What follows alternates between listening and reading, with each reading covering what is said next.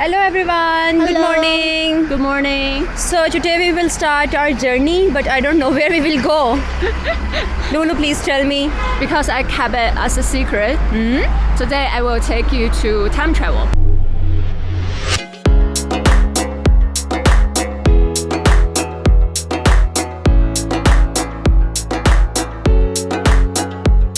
So we are finally here. Finally. It looks like a museum, Yes, it is Really? a museum. Yes. but we have got a lot of museum in Beijing. But I promise you, this is gonna be one of the once in a lifetime experience. After being dormant for 3,000 years, it shocked the world upon awakening, dating back approximately 4,500 years to 2,800 years. The Sanshengdui archaeological site is considered one of the greatest archaeological discoveries of the 20th century. The unique history uncovered here has captured global attention.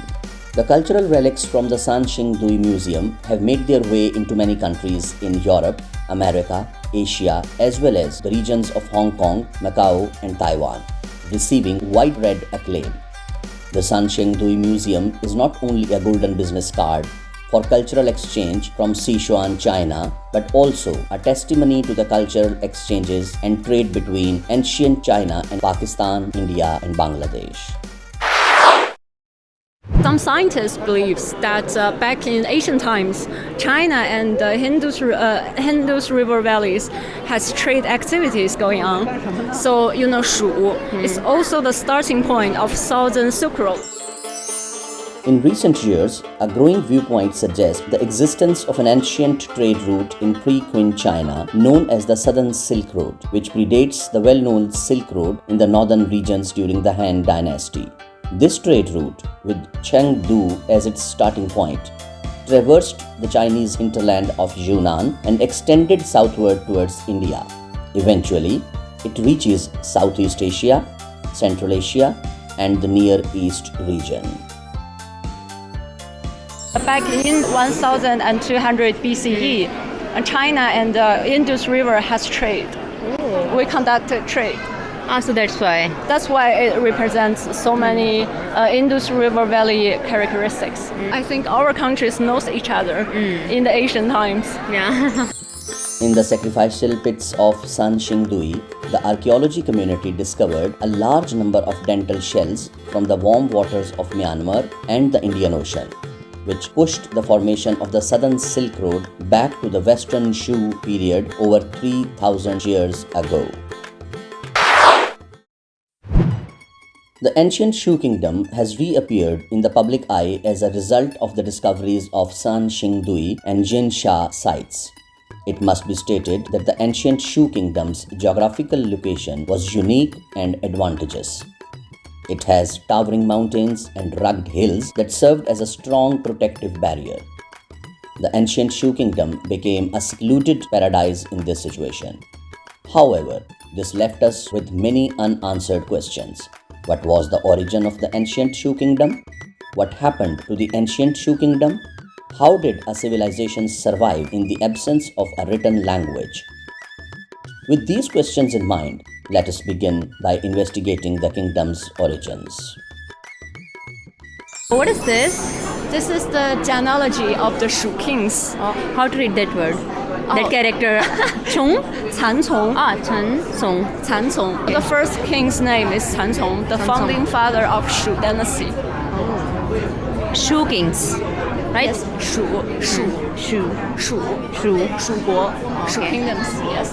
Remember Cancong. There is a surprise. There will be a surprise later. The ancient Shu kingdom, like Pakistan, was a great agricultural nation. As Lu mentioned, Chan Chong was the first king of this kingdom. This king, according to historical record, wore a green robe, advocated for agriculture and sericulture, and was the first to use stone coffins. He organized land reclamation and silkworm cultivation on the Chengdu plain with courage and wisdom, resulting in the development of production and economy and establishing the glorious history of the ancient Shu kingdom. Since then, the ancient Shu kingdom's silk production culture has not only spread to the Central Plains region but has also expanded and flourished in Southeast Asia and South Asia, including Pakistan. Wow, look at that. Is it cool? I have seen it on the internet. Really? Yeah. But It looks a bit weird. yeah. I know. It's supposed to be representing real humans, but it looks so weird. So remember from the beginning, I asked you to remember Cancong, Yeah. the first Shu king. Yeah. Lots of scientists suggested that why the Sanxingdui people look so a little bit weird is because they try to copy the looks of Cancong. In 1986, 3 bronze masks were unearthed from pit number 2 of the Sanshengdui site. These masks varied in size but shared a common characteristic: large ears and mouths. Many scholars believe that these masks represent the image of Chan Chong, the first king of Shu. More precisely, they depict the deified form of Chan Chong. According to the history books and the history texts, Cancong is supposed to look like this, which is with a high Sanxong. nose structure and large eyes and wide eyebrows. That's why it looks a little bit weird. These uniquely shaped and exquisitely crafted national treasures seem completely unrelated to the Han culture relics unearthed during the same period. I know what is this. You know what? This one is carved tree. Yes, there's birds on top of it. You know, in the ancient Chinese history, people used to say golden birds carries the sun, and to achieve the sunset and sunrise. So you see, on this tree there are 9 birds. 9 birds. Yes, but Let me in count. Let me count. yeah, 1, 2, 3, 4, 5. 5? One is this side. 6, 7, 8. Where is the last one? Do the 9 divine birds on the bronze tree have any symbolic meaning? According to the description in the Classic of Mountains and Seas, Eastern Wastelands, there were 10 suns carried by the golden crow, taking turns to rise and set at different times of the day. People used to believe that it is because of this rotation that they can witness the sunrise and sunset. The bronze tree has 9 golden crows on it, while the 10th one carries the sun to bring light to the mortal realm. That is why we do not see its figure on the bronze tree. I think in the ancient Chinese civilization, they used this tree as one of the coordinates to tell where is where. So it's quite significant. China's ancient time is really interesting. The towering divine tree is entirely made of bronze, reaching a height of 384 centimeters. The top portion is missing, but it is estimated to have a total height of over 4 meters. The intricate structure and exquisite craftsmanship of the divine tree make it truly unparalleled in the world. In the excavation of Sanshengdui, a variety of exquisite bronze artifacts have been unearthed. Although bronze smelting technology existed during the same period, the bronze artifacts from Sanshengdui are exceptionally delicate. Even by today's standards, they are considered flawless.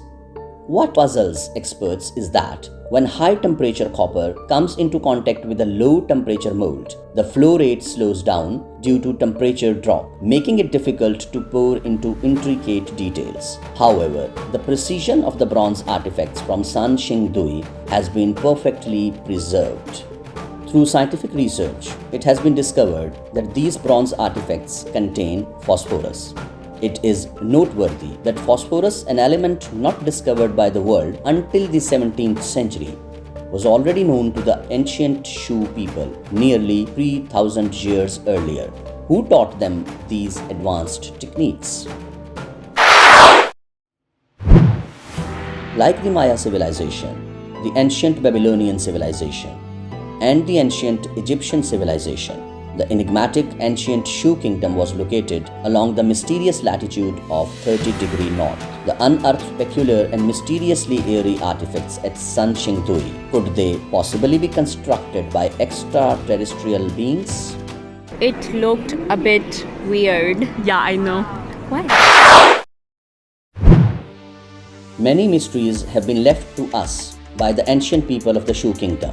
The once brilliant civilization of the southwest vanished into the mists of time, leaving us only with regret and endless imagination. More and more mysterious elements are gradually being revealed as archaeology advances. There is also a forgotten and sealed chapter of history in this process that is largely unknown.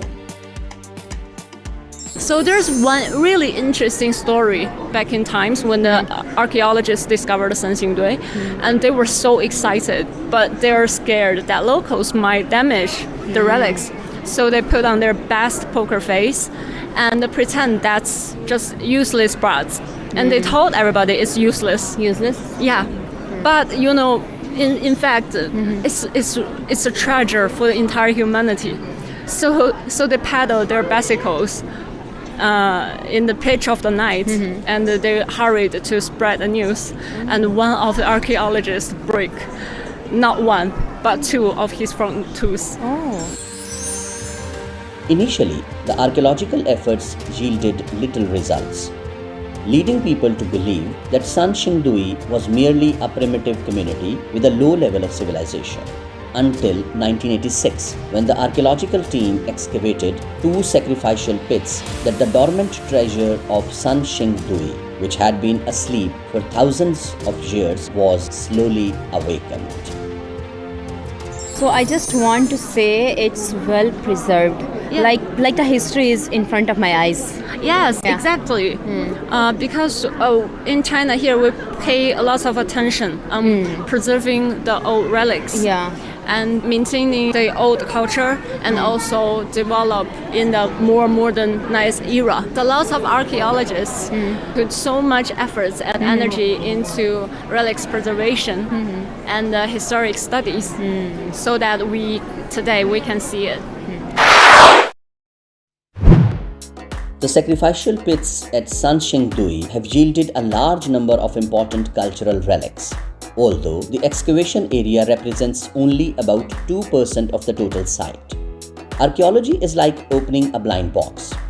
You never know what the next discovery will be, as each item is often hidden. Archaeologists work tirelessly day and night to rescue these artifacts. They meticulously remove every inch of soil from the sacrificial pits, employing various advanced techniques to carefully protect and restore the unearthed cultural relics. The darker one is the original pieces, and the lighter one is the modern archaeologists. They try to place the entire pottery plates together. So they use the modern materials so that it can hold everything together. I think so. The dark one is from ancient time. Yes, ancient times.